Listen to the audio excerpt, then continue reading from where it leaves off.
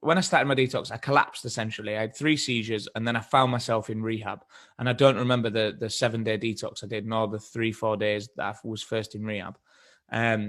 And yeah, I found myself then surrounded by these Christians, and everybody was saying to me, "Oh, you were like losing it. Like you thought you was a goldfish when you first got here, and you thought you were still in York and you was in Nottingham." And it was quite funny at the time because like I can't remember any of it. Apparently in hospital, I was speaking to a bag of crisps for 3 hours, thinking it was a person. Like I have no idea what was happening.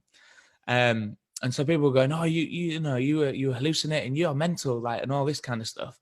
This was the residents sort of trying to have a bit of banter with me. But then they would go into chapel at 9 o'clock on a morning, put their arms in the air and worship this God that they couldn't see. And I was the mental one. I was like, "You lot are flipping crazy. What are you on about, me hallucinating?" I was like, "You lot are." Because I was a non-Christian and I didn't believe in all this stuff. I just found myself in this Christian rehab.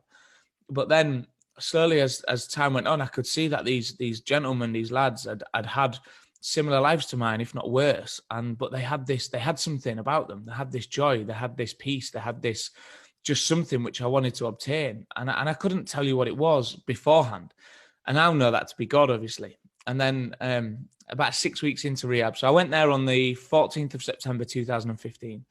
And on the 28th of October 2015, I had a counselling session with a guy called Brian Sinnott.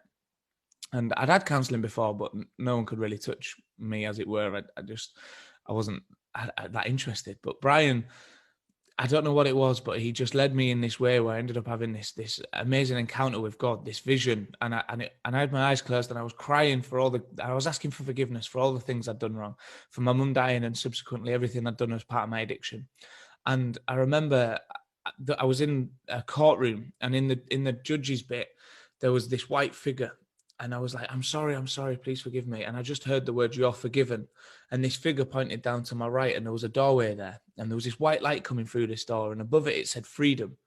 And I started to walk towards this door. And just before I got there, my mum appeared, and I grabbed my mum's hand, and we walked through this door together. And in that second, I just felt this, I just felt like the weight had been lifted off my shoulders. I just felt this love and this joy. And then I was crying for a different reason. And I was like, "I don't know what's happening."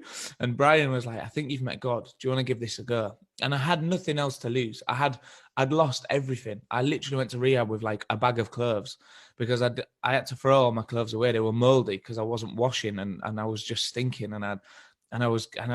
So I had nothing. I literally had nothing. And so I was like, "Yeah, I'll give this Jesus a go."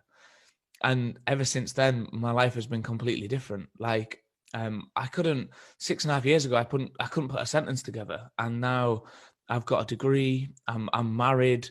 I finished rehab. I've got a fantastic relationship with my dad and my stepmom and my little brother.